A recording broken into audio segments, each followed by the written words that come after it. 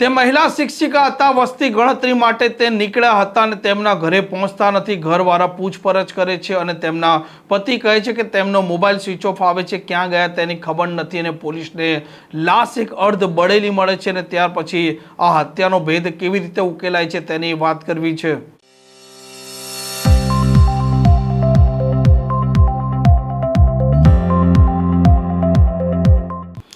નમસ્કાર, આપ જોઈ રહ્યા છો હોટલાઇન ન્યૂઝ અને હું છું આપણી સાથે તોફિક ગાંચી। જે પ્રકારે એક અમદાવાદ ગ્રામ્યમાં હત્યાની ઘટના સામે આવી છે તેમણે આ પોલીસે તેમને દોડતી કરી છે, કેમ કે મામલો છે ધોળકા હાઈવે પરનો, જેમાં પોલીસે તેમને એક અર્ધ બળેલી અવસ્થામાં મૃતક મહિલા છે તેમની લાશ મળે છે। પોલીસ તપાસમાં જોતરાય છે અને ત્યાર પછી તેમના પરિવારજનોનો સંપર્ક થાય છે, તેમના પતિનો સંપર્ક થાય છે અને પતિ કહે છે કે તે પોતે વસ્તી ગણતરી કરવા નીકળ્યા હતા પરંતુ પરત નથી આવ્યા। પોલીસ અલગ અલગ દિશામાં તપાસ કરે છે અને ત્યાર પછી ઘટસ્ફોટ આ હત્યા કોણે કરી તેનો થાય છે, જેમાં આ મૃતક મહિલા હતા રીમા ઝાલા, તેમના પતિ જ બળદેવ ઝાલા આરોપી નીકળે છે, કેમ કે બંનેના વચ્ચે જે પ્રકારે ઝઘડા થતા રહેતા હતા અને તે દરમિયાન તેમણે આ ઘટનાને અંજામ આપ્યો છે।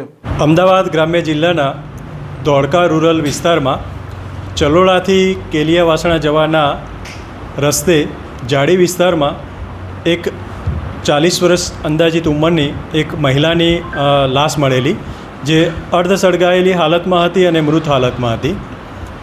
આ અંગેની સંપૂર્ણ બનાવની વિગત જોતાં આ બનાવ મહિલા જે મરણ જનાર જે છે તે રીનાબેન ઝાલા પ્રાથમિક શિક્ષક તરીકે નોકરી કરતા હતા અને તારીખ 2ના રોજ બદરખા ગામેથી વસ્તી ગણતરીના કામે ચલોડા ગામ તરફ પોતાના પતિ બળદેવભાઈ ઝાલા સાથે જેઓ તેમને મદદ કરતા હતા અને બળદેવભાઈ ઝાલા પોતે પણ એચટેટ તરીકે મુખ્ય શિક્ષક તરીકે ફરજ બજાવે છે।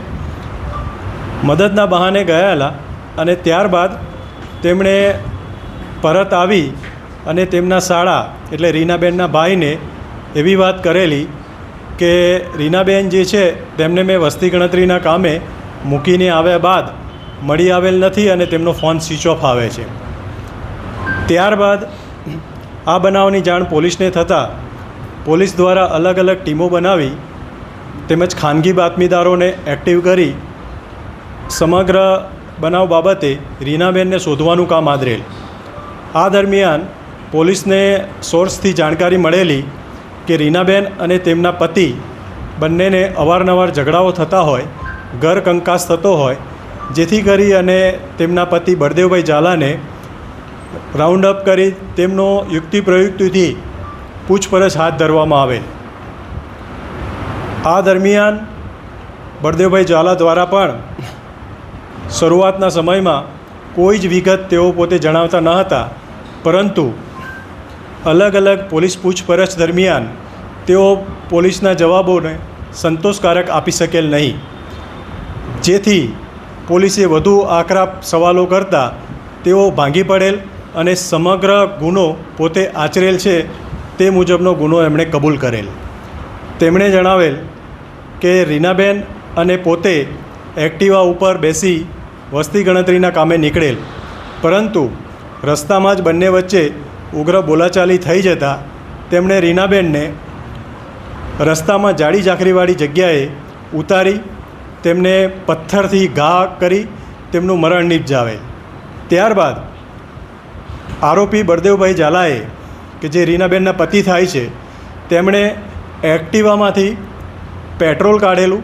પેટ્રોલ કાઢવા માટે તેમણે કાપડનો ટુકડો લીધો અને પેટ્રોલની જે ટાંકી હતી તેમાં કાપડથી પેટ્રોલને બોળી તેમના શરીર ઉપર લગાડી આવું 2-3 વાર કરે ત્યારબાદ તે બોડીને સળગાવવાનો પ્રયત્ન કરેલો અને ત્યાંથી બનાવની જગ્યાએથી પરત પોતાના ગામ બદરખા આવી ગયેલ અને પછી તેમણે રીનાબેનના ભાઈ તેમજ અન્ય વ્યક્તિઓને જાણ કરેલી, પરંતુ પોલીસ તપાસ દરમિયાન આ સમગ્ર વિગત ખુલવા પામેલ છે અને આ અંતર્ગત ધોળકા રૂરલ પોલીસ સ્ટેશન ખાતે હત્યાનો તેમજ પુરાવા નાશનો ગુનો દાખલ કરવામાં આવેલ છે। વધુ તપાસ હાલ ચાલુમાં છે। આરોપી બળદેવભાઈ ઝાલાને અટક કરી અને આગળના પંચનામા તેમજ આગળની તપાસ હાલ ચાલુમાં છે।